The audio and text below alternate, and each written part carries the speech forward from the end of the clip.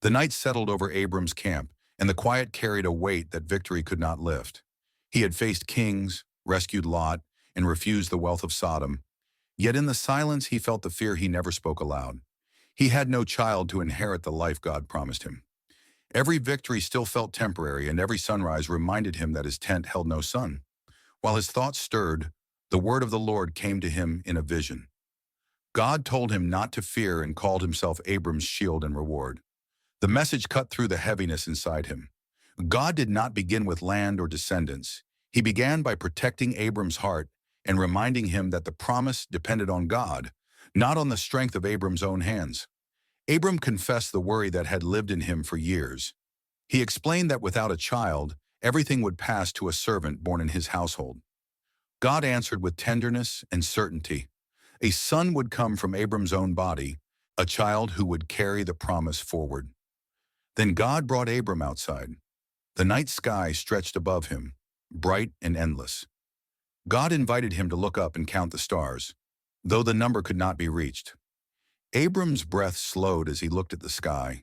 In that moment, the weight on his chest lifted. Scripture says he believed God, and that belief was counted to him as righteousness. The promise did not change overnight, but Abram's heart did.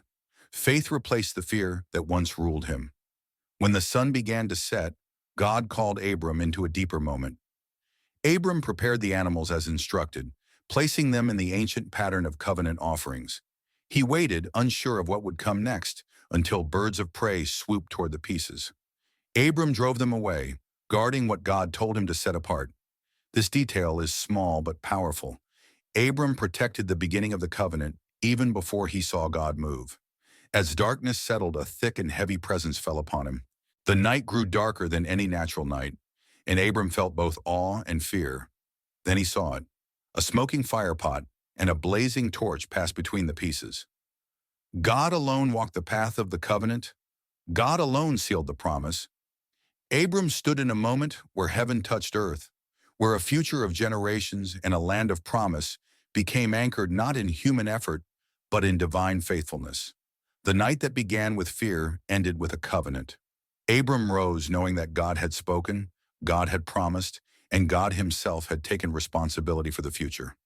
The chapter closes not with a miracle seen, but with a miracle believed.